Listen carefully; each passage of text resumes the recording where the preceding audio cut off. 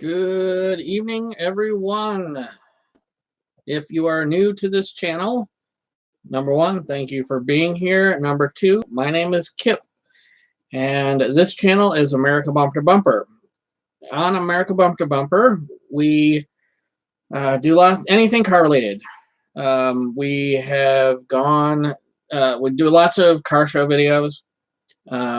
We do some reviews. We do some individual stuff. We do some motorsports. We've done ice time trials. We've done autocross. We've done rallycross. We do have a couple people that work with me and contribute videos when they can.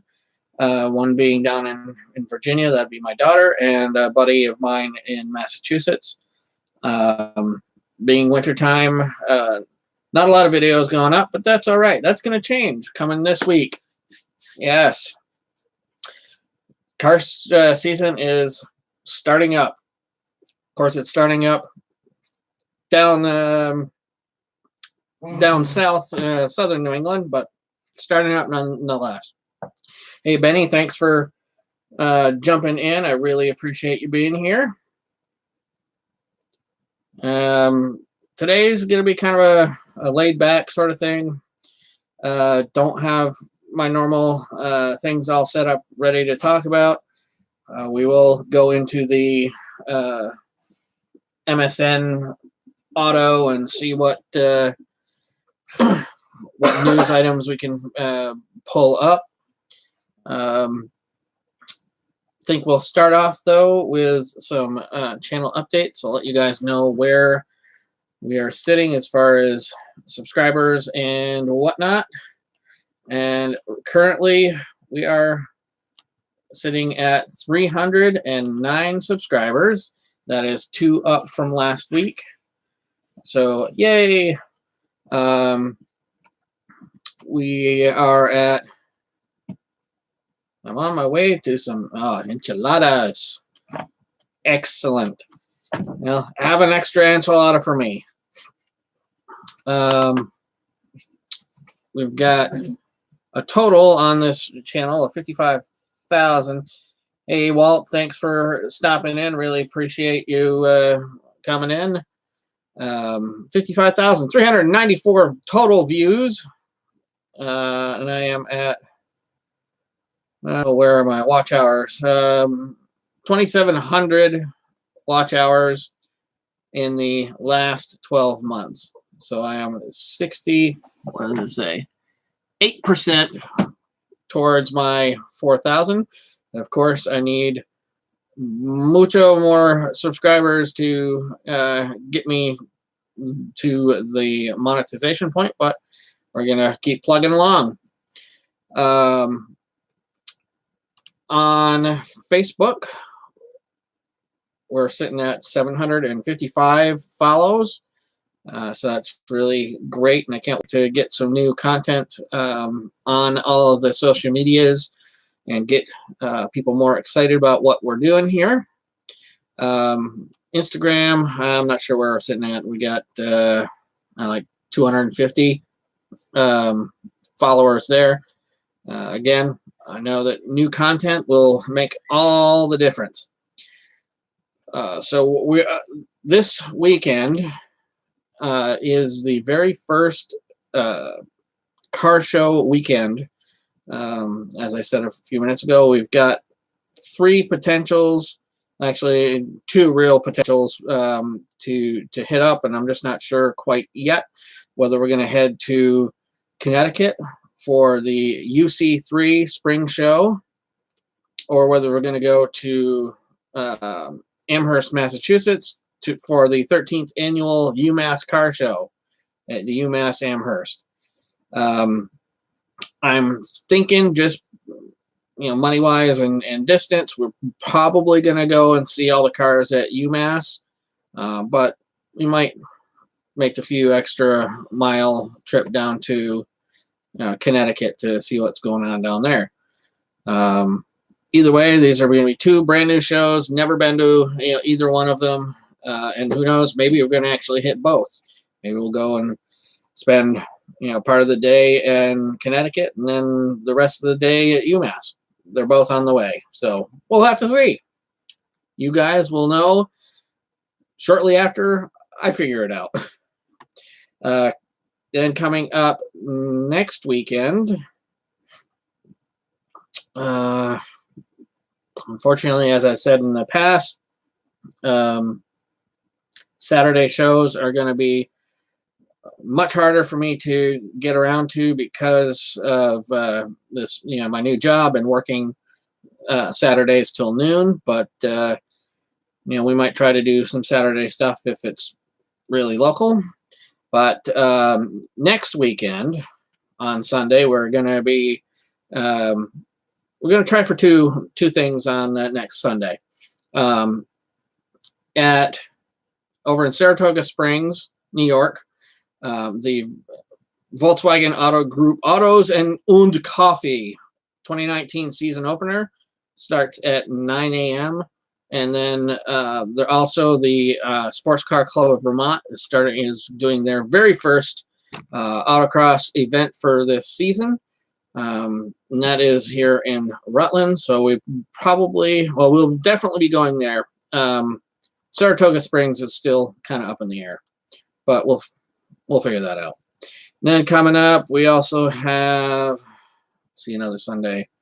Some more Connecticut stuff. Some drag racing at Lebanon Valley Dragway in New York. Might be doing that. And then there's, of course, another car show at a college in Massachusetts. So that's another thing we might be doing on the 28th of April. All that, again, very much up in the air. Excuse me, guys.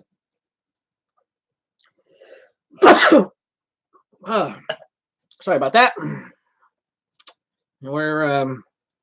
I'm living in a house of plague. I've got, 2 out of 4 of us here in the house are all sick, and I just hope I'm not coming down with it because I can't afford that.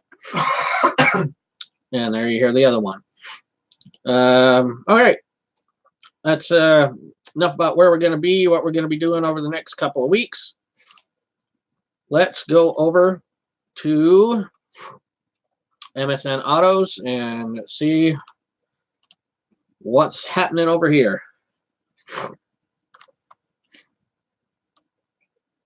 Let's see. Oh, I guess the big news is that Chevrolet GM has finally, hey, Notch Dad, thanks for showing up. Really appreciate you being here. Big announcement, I guess, from GM is that they're actually starting to. You live at the Junkyard Classic? Oh yeah, he lives at yes, definitely he lives at the Junkyard. But that's cool. I love the videos of all the stuff that he finds there. Some great stuff. As I say, big news. The GM is finally saying the C8 will has an official release date or reveal date, I should say.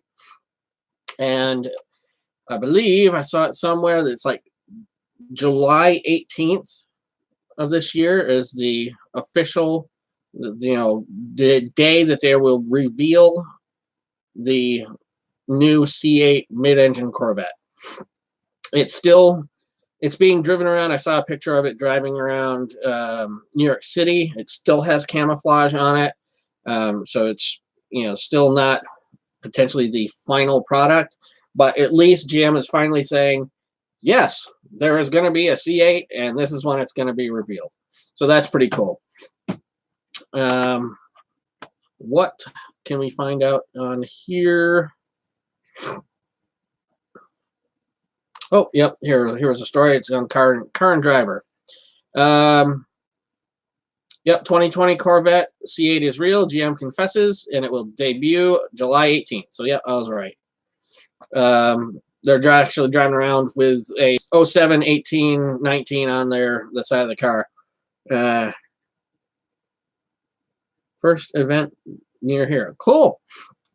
May have to try and get over to Epping to see that. All depends on, money and what else has happened. But I'd love to at some point. I'd love to get together with you, Walt, and do a collaboration or something like that. Meet up with you. People actually think I do live in the yard. Work at. Oh, okay. That's good to know, Benny. I actually thought that you did work in a junkyard. So, but hey, walking around, it's all good. What else can we find on MSN Auto? Bugatti SUV.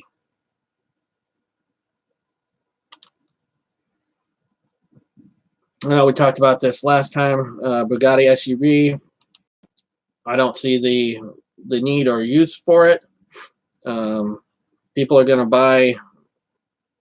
Well, then again, people are going to buy anything, Bugatti, just because it's, potential of super fast.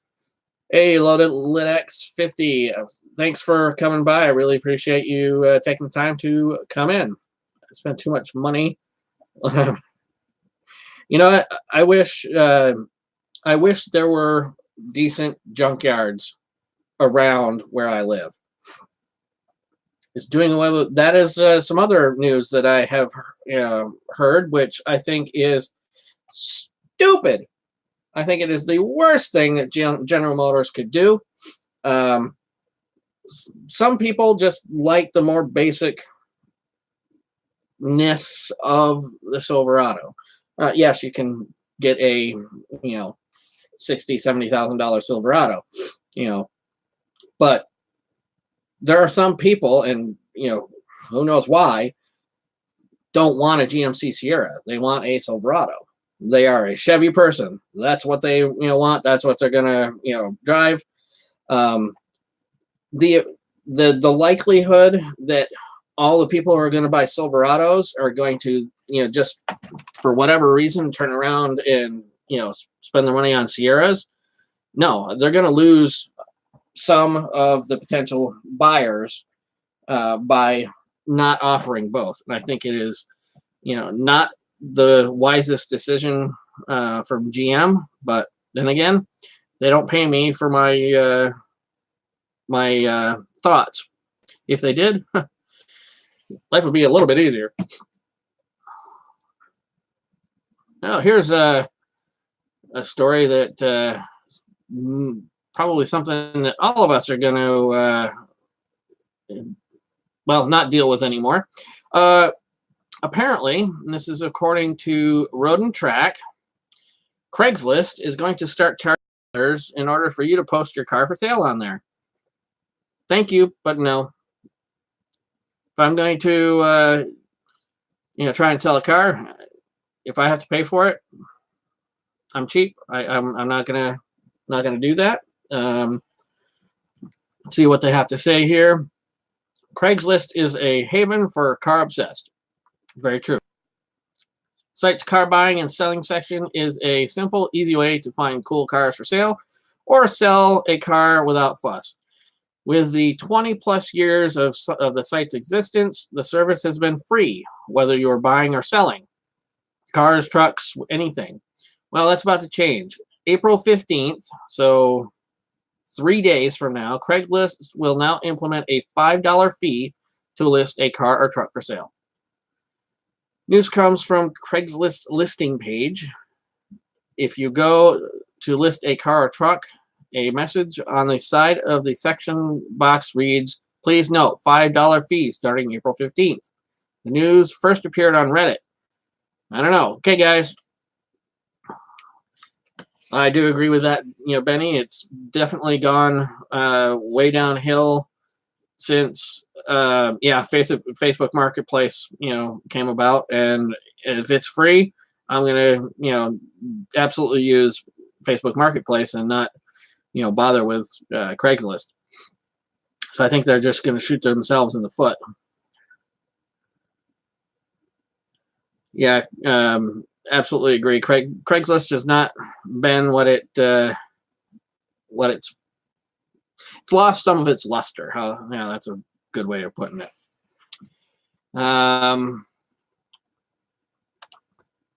What else can we find in the pages? Huh. Oh, this is a sad. Let's see what this story is. This is from motor1.com. Woman drives used car 22 minutes before it goes up in flames. Ouch. Yeah, absolutely. All the different selling apps definitely has put a hurt on Craigslist. Way easier to just do everything there. Because I don't know about you, but I've never found a really good Craigslist app. But yeah. All right, so a woman from Wisconsin had a horrible day when her 2006 Chrysler Pacifica caught on fire just 22 minutes after purchasing the used crossover. Grafton, Wisconsin Fire Department show the extreme extent of the damage to the vehicle. The buyer is now attempting to have the dealer refund the Chrysler's $2,900 price. She bought the Pacifica at Big Bill's Used Cars. Hey, I made it after 2 weeks. Hey, Jason, how's it going? Thanks for stopping in. Really appreciate you coming on board. Now, here's a good question for you, Jason. Say somebody walks into your dealership, buys a car for $2,600, drives it for 22 minutes before it goes up in flames. Do you give them back their money? Anyway, she said that she had been saving up to buy a car for 2 years. Less than a half hour later, the newly purchased Chrysler began smoking. Something from underneath the engine, it was just melting. The used car dealer allegedly agreed to give the money back. However, she has had problems actually getting the refund. Whereas, absolutely. We had to deal with that, sort of thing with someone at our dealership who bought a car. We generally do not sell cars with over 100,000 miles on it. This one we happened to have. The person bought it and did not buy an extended warranty, did not do anything, drove it for 6 months, and now the engine is having some issues. And of course, whenever she's has been on the phone, you guys are paying for it. Yeah, no, not really. But that's still up in the air, and I probably shouldn't even be talking much about that because it's still up in the air. Anyways, make matters worse, she didn't have insurance on the car. Bummer. They're 10 years old, over 200 kilometers, or under 3,000. It is as is, and they sign a waiver. That's a good way to cover your butt. Absolutely. Okay.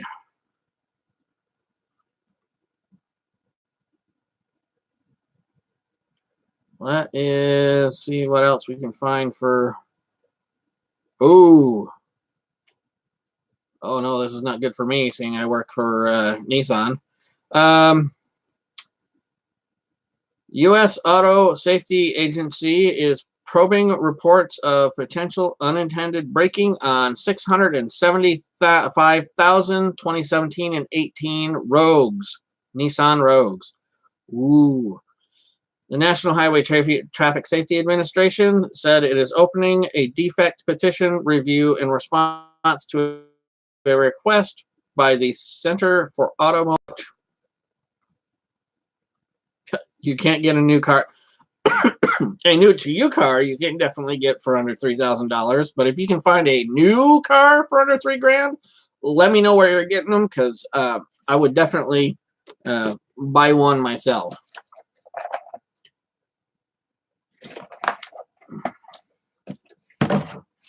So that might this might make my life a little bit more interesting if they would do a recall, because that for our dealership, the Nissan Rogue is probably the best-selling vehicle out of everything that we have on the lot.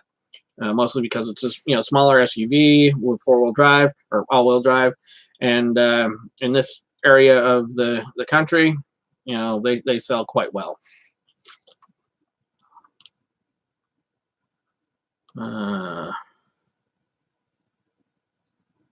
What else we got?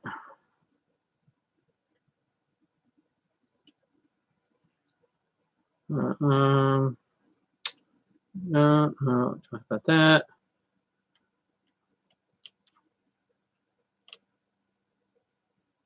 General public expects new and zero issues when they buy wholesale. Yeah, you're absolutely right. Well, that is not just wholesale. It's they expect the world, whether they buy it new, from a new dealership, they buy used from a new dealership, they buy used from a used dealer. I've seen, heard of some really interesting stories of these people that, like you say, want the world. They want everything, and they want it now. They expect, not only expect, but demand that they're right whether they are or not. Sorry to say, people, you're not always right. Let's see what we have in classic cars.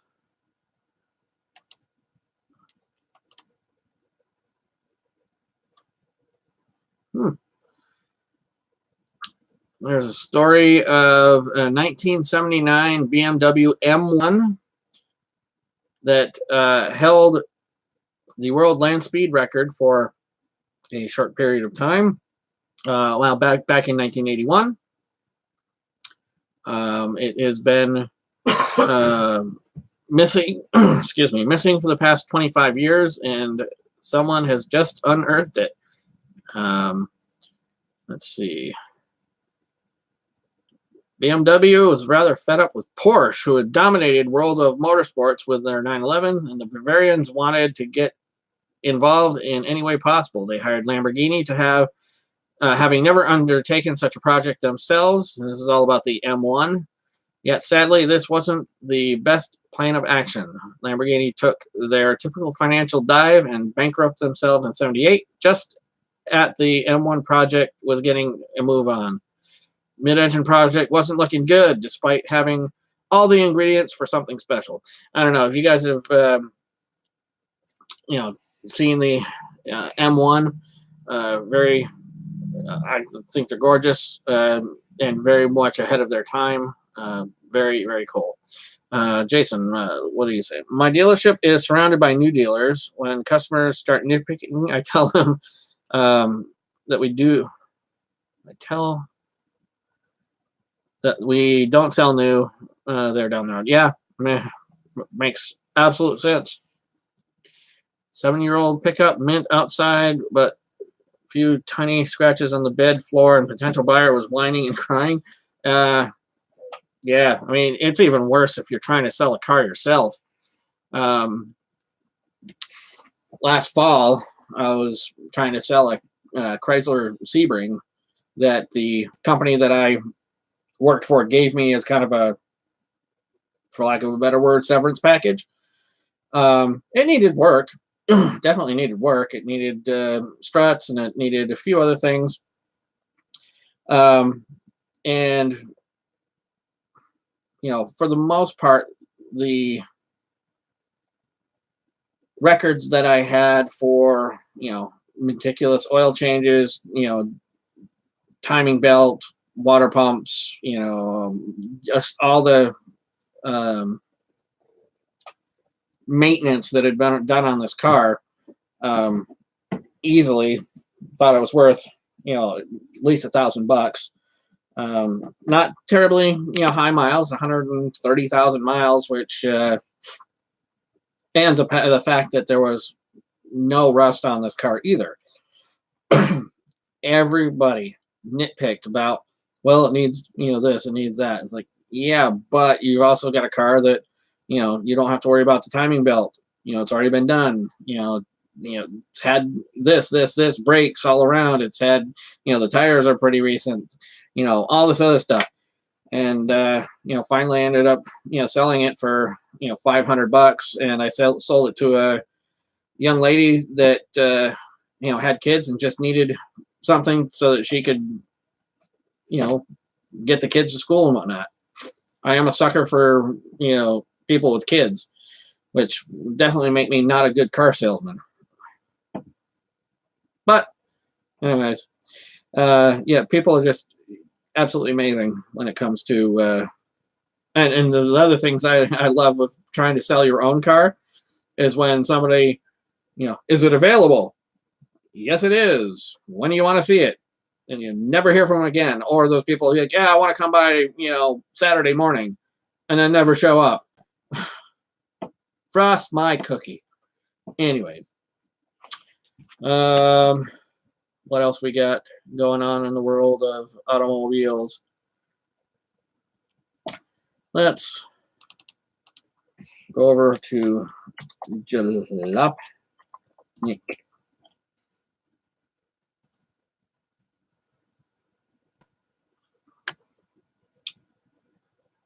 All right, talking about the Corvette and the new actual release reveal date, which I think it's going to be good once it's out.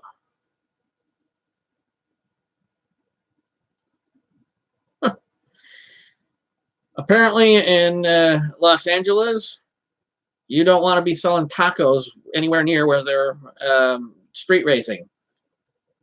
Just a very interesting picture of a taco stand being towed because they happen to be somewhere near street racing. And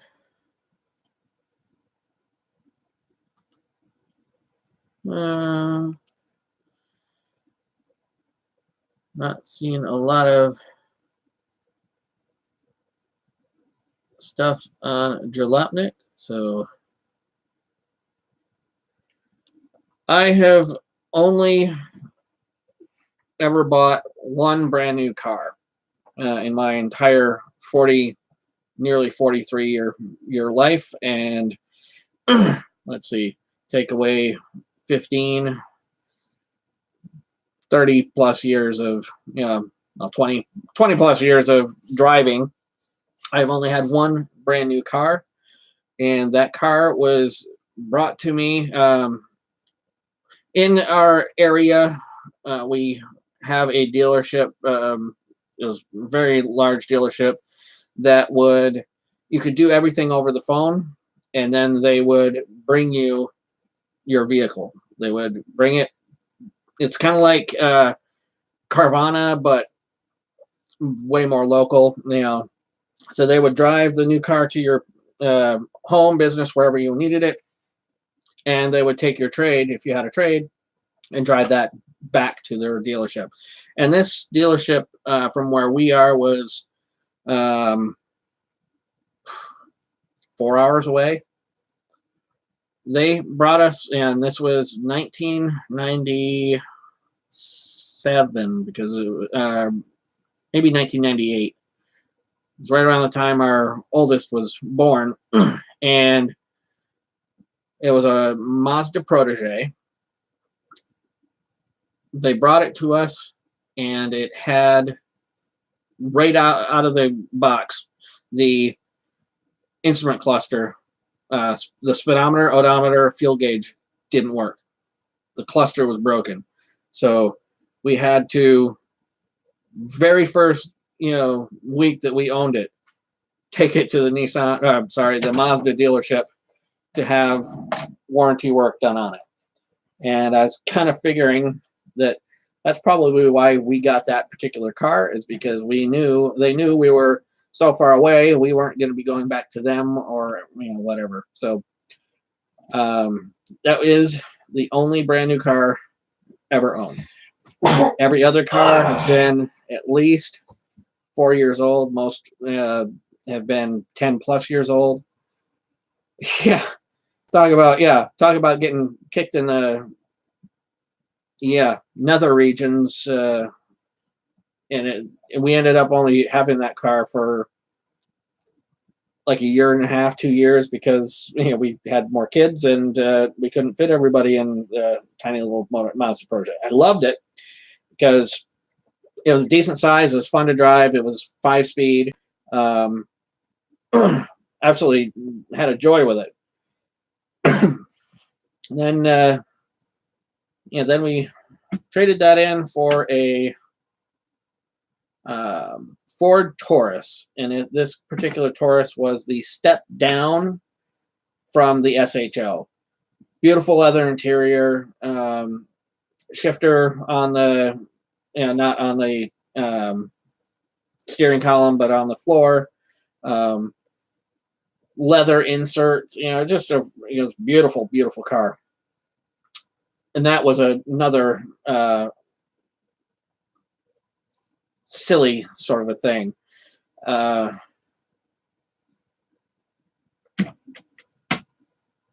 Yeah, I agree with you, Walt. I can't wait for the Camaro or the new Corvette, just to be able to see what it is and have people either stop complaining about it or hear all the more complaining.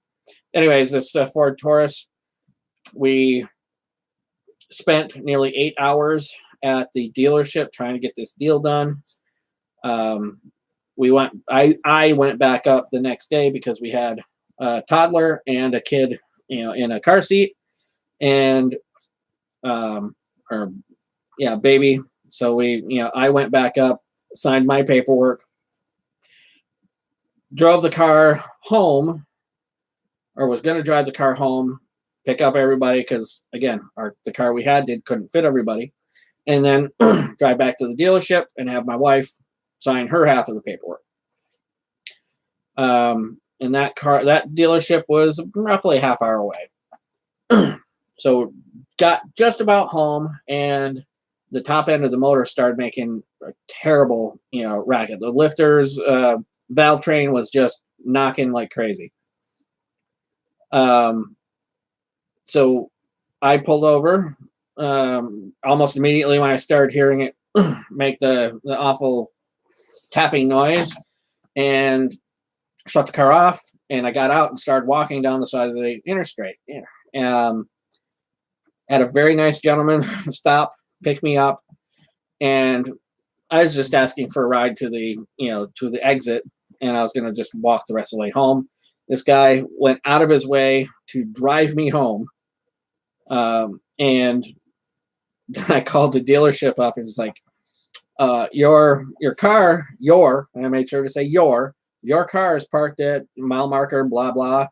You better, come and pick it up. And he's like, oh, no, it's your car. You signed the paperwork. And I'm like, no, I signed the paperwork. My wife hasn't. It's still your car. And he's like, the salesman was like, yeah, okay. So they sent a tow truck, got the car, took it back to the dealership. Days later, they called saying, yeah, everything's fixed with your car. You can come up and get it. And, I don't know what they did, whether, just threw some magic mystery oil in it or something. But, drove it for the next, 2.5, years. Had no issues, with the motor making any more noises. That was, again, a really nice, car. It wasn't anything. It was actually pretty fancy for a Taurus. But I'd still love to get my hands on an SHO. But it's very hard to find one of those that hasn't been beat to snot. Yeah. What else you guys want to talk about? I'm kind of done going through the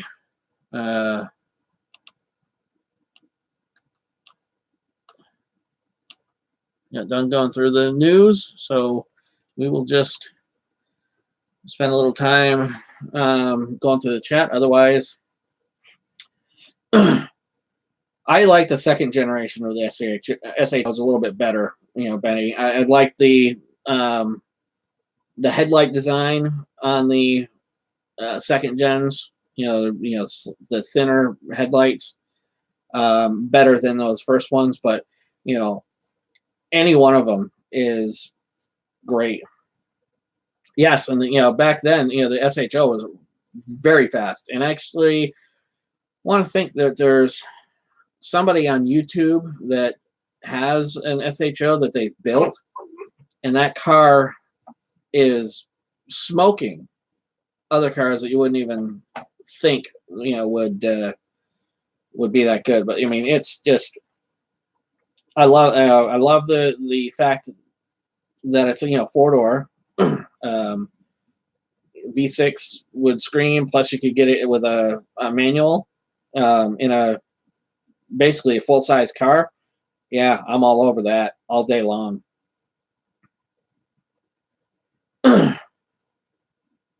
See, I'm not sure, Benny, how they broke up those Tauruses.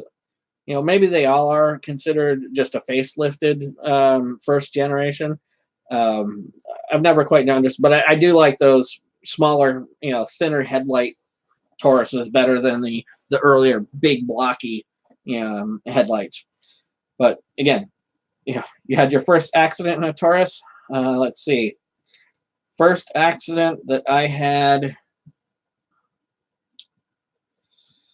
very minor, was going down a hill with some snow on it and lost control and smashed into not really smashed, but hit fairly good into a bridge abutment, not abutment, guardrails at the end of the bridge, and did minor damage to the S10 Blazer that I was driving. First major accident that was not my fault would have been in that same Taurus. A girl, I think she was 17, had her license for just over a year, rear-ended my wife and I at a stop sign. The police officer that responded said the girl had to have been going about 35 miles an hour to cause all the damage that she did. And of course, her response was, well, my foot slipped off the brake. Let's see. Will people could race on the weekend, commute during the week? Absolutely. I'm all for that. I've loved the concept, the G8, Pontiac G8s, just for that reason. I love the Chevy SS for that reason. I love anything that could,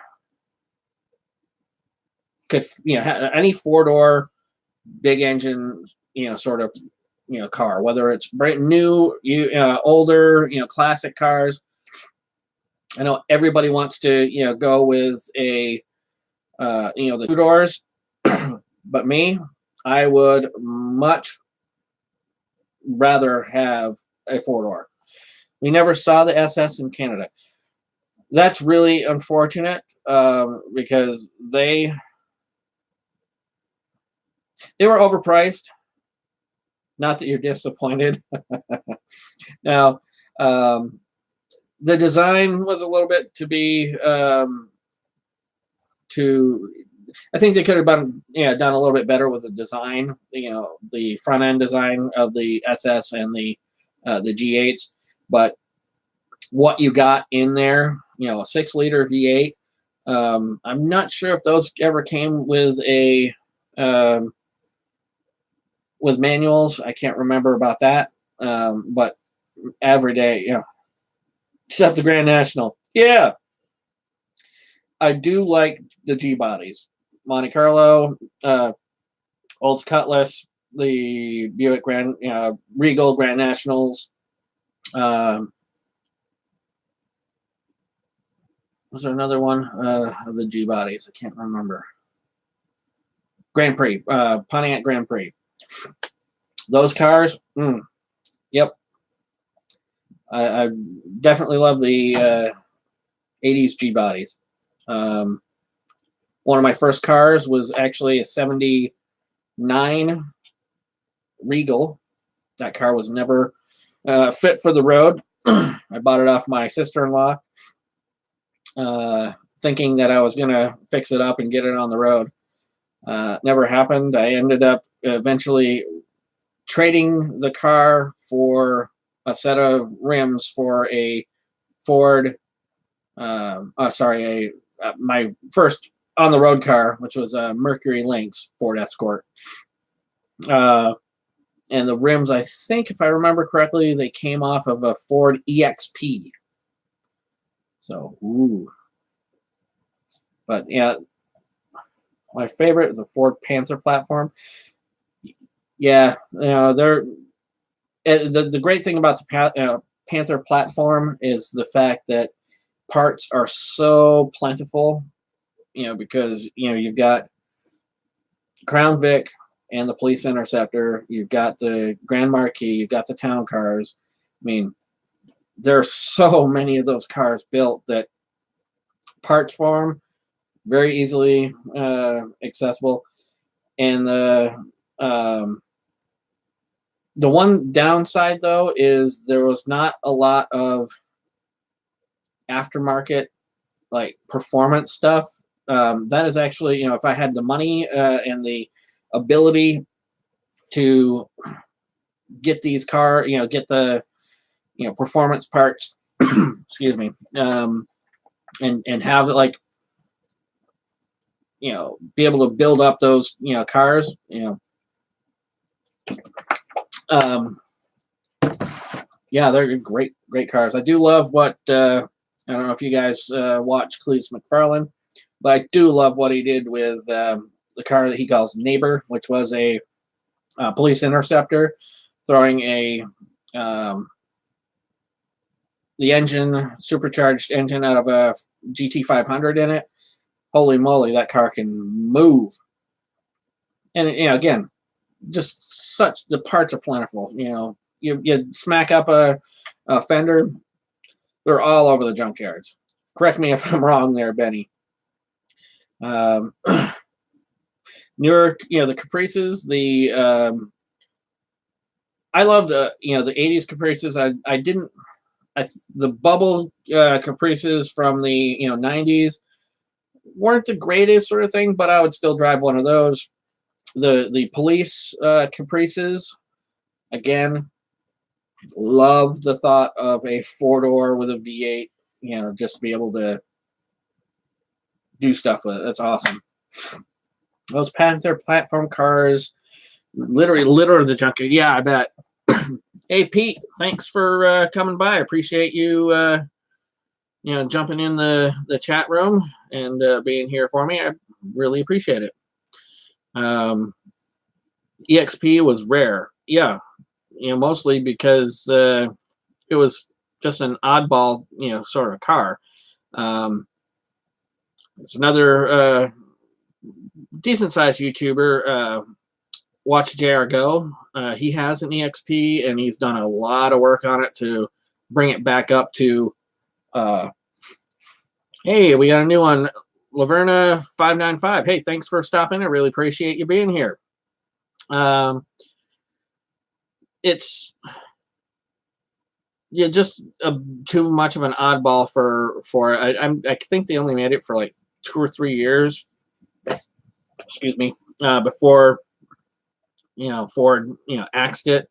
And if you can find one in decent shape, that it's not going to be a big money classic car, but I think those kind of oddball thing, Dodge Rampage is another one, and that's another one that he has. Watch JR Go. Just those kind of oddball cars.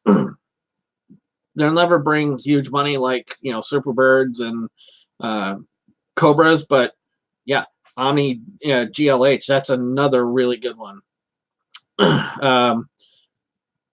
Yeah, they oddballs, but they're I even think the Volkswagen GTI, the Mark 1 GTIs are going to be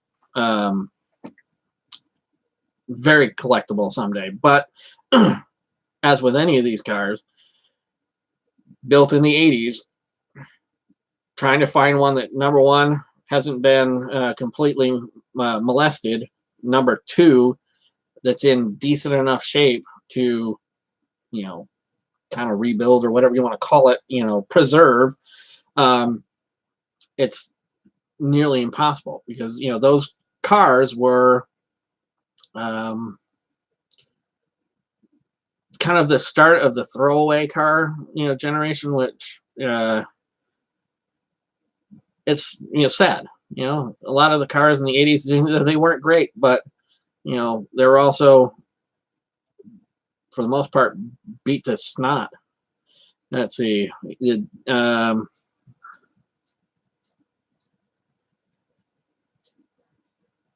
Let's see, Rough Rider. The 84 Dodge Rampage. It was a great truck. Yeah, I love those. The Rampage, the Volkswagen pickup truck, Bratz, K cars. That's another one that you haven't heard in years. And again, trying to find a decent car, K car, or even a Cavalier, like the first generation Cavaliers.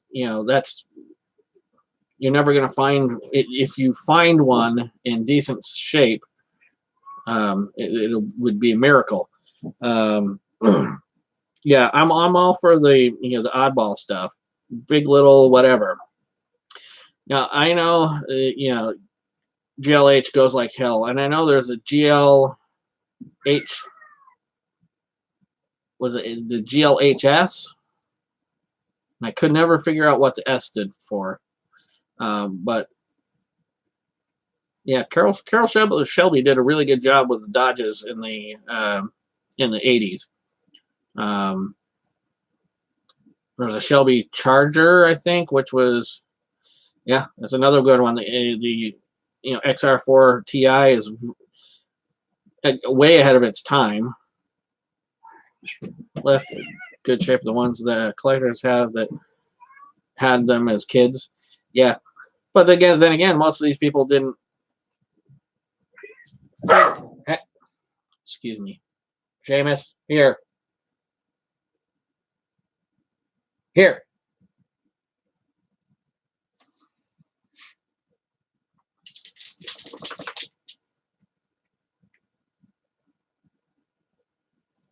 Sorry for the silence. Putting my dog in his crate.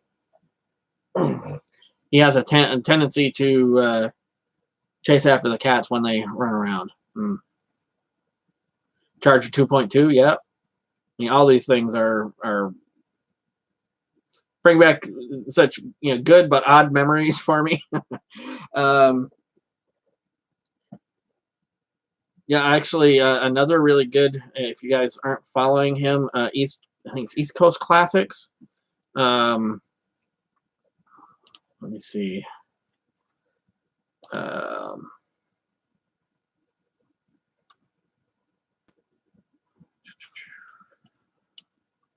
with me, guys.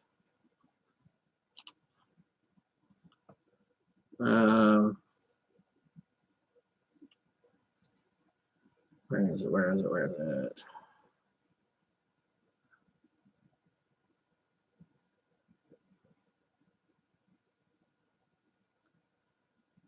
Golly gee. Oh, here we go. Yes, East Coast Classics.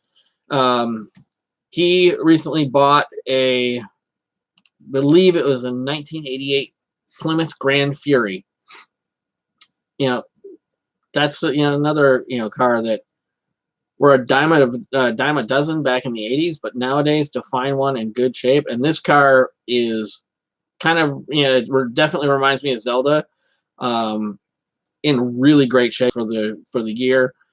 He's done some work to it to get it back up to I want to say perfection, but get it running good and that sort of stuff.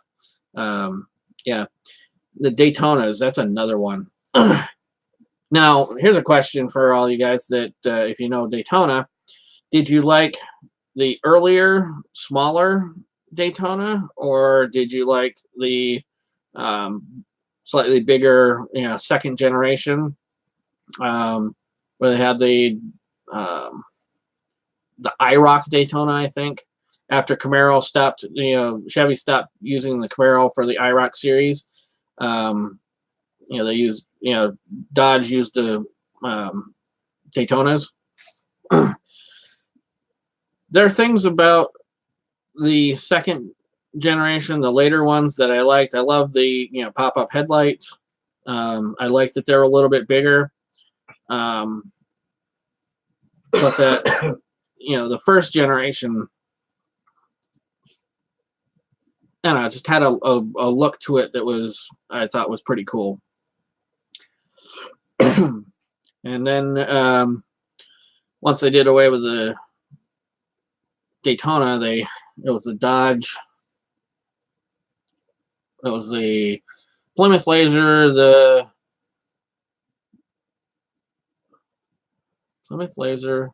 Eagle Talon, Mitsubishi Eclipse. Was there a Dodge version of that car? I don't know. Wasn't a fan of the Daytona because it's a wrong-wheel drive.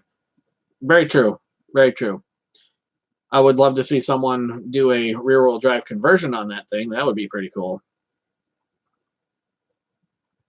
Gotta run. Vice Grip Garage. Yeah, thank you for staying as long as you did. Really appreciate you stopping in, Jason. Have a good rest of your evening and the rest of your weekend. Chrysler Conquest. Yep, that was another really cool little car. Conquest, and was the Mitsubishi Starion, something like that.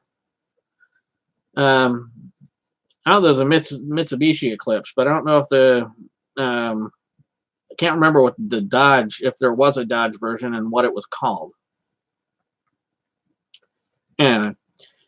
All right. And it was surprising to me that the Eclipse lasted as long as it did.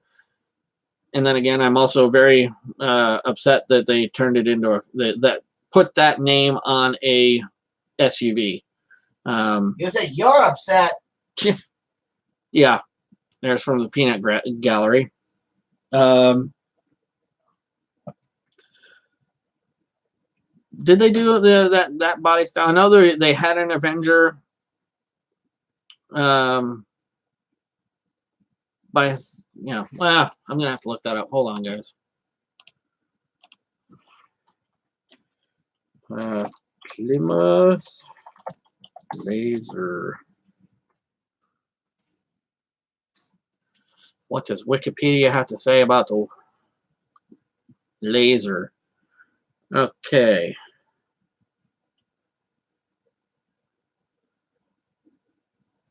Okay, so it was just the Plymouth Laser. Plymouth Laser, Mitsubishi, and the Eagle. Eagle Talon, Mitsubishi Eclipse. So there was not a Dodge version of that. I really liked those. There was a friend of mine, coworker, had Shelby Z in '87. Yeah, that was really nice. Those Shelbys, and basically anything that Shelby touched, for the most part, anything that Shelby touched was just genius. Just ran into all-wheel drive turbo Eclipse in the junkyard. Oh yeah, I mean that was a cool thing about those cars. Turbo, all-wheel drive.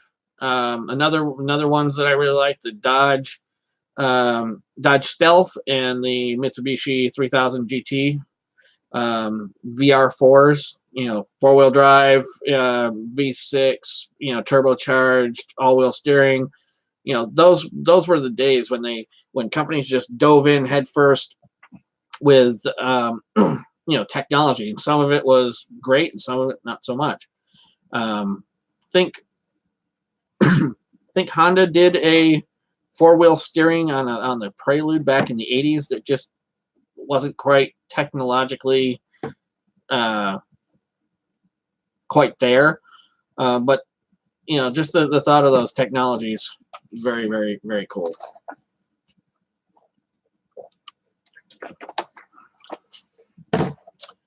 Let's see. I think we're gonna do about 5 more minutes of live streaming, and then we're going to call it a night. An hour is I think a good spread. Yeah, let's throw it out to the 4 of you that are here. Favorite 80s car? And Camaro time, I'm pretty sure I already know your answer.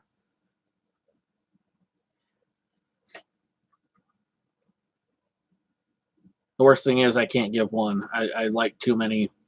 I am a Malaise era 80s kid. I love all of them.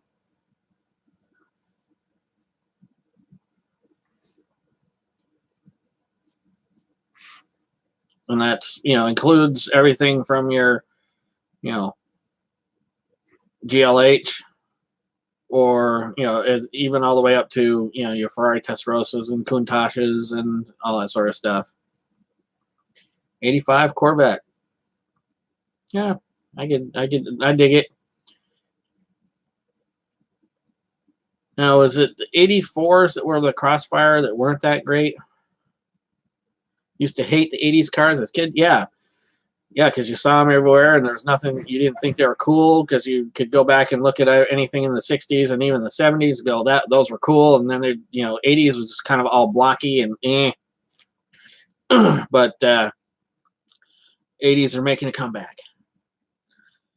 So, yeah, okay, the 84 had the Crossfire. It wasn't very good, and then they switched it in 85 to, the better thing. Yeah. Crossfire sucked. Yep, I bet they did. Of course, I would love to have any Corvette. If I were to have any Corvette, now it's the G-body. Yeah. That's a question for you. Was the El Camino considered a G-body? Too important 85. Yep, that's what I thought. We just came out of the disco era in the 70s. The 80s was just a least rest. Yeah. Okay, so the El Camino was considered a G-body. Yep, those are another ones that another car that I'd love to get my hands on, an 80s El Camino. But then again, as I think I've said it, a few other times, ultimate dream 80s vehicle, square body, Chevy crew cab, long bed. Things are massive and just stupid. I mean, just big. Love them. And I do have a friend that's got like 3 of them, and I'm still trying to figure out how to come up with enough money to try and tempt one away from him. That's that's a quest. Maybe if I get big enough on here, I can afford to pry that away from him. But that we'll see. Steal it and paint it. Well, the problem is this car is sitting about 8 hours away, and the trucks are in a very well locked garage the last time I knew. But yeah, I would love to go and borrow one. Yeah, we'll say borrow. Had a 69 SS 390. That would be one heck of an El Camino. I think if I was going with a classic El Camino, it would, I think like the 71 front end and body, although in that time frame they're pretty much all the same. And that's the other thing. I would love to have, some classic wagons. I am all for the bigger is better. Neighbor borrowed a Ryder truck one time, painted it, and did not take it back. Yeah, cops generally, they figure that stuff out. And with new vehicles, stuff like OnStar and all these other systems built into the cars, you can't get away with that sort of stuff for long. older stuff, and I do still feel bad for I don't know if you guys pay attention to Mike Musto. His channel is the House of Muscle. Hasn't done, as far as I'm aware, a lot on YouTube in a while, but he had a 71 Monte Carlo that they just done a ton of work to, new engine, all that sort of stuff, and it was stolen like 3 days later, and they still haven't found that car, which is very sad to to hear. And this was well over a year ago, I think. All right, guys. Well, we're gonna end it here. It's 9 o'clock. It's actually 9:01. So I thank you guys all for hanging in on the chat and being here and just chatting cars, because that's what this live stream is all about. Have a good night, guys. We'll see you next week.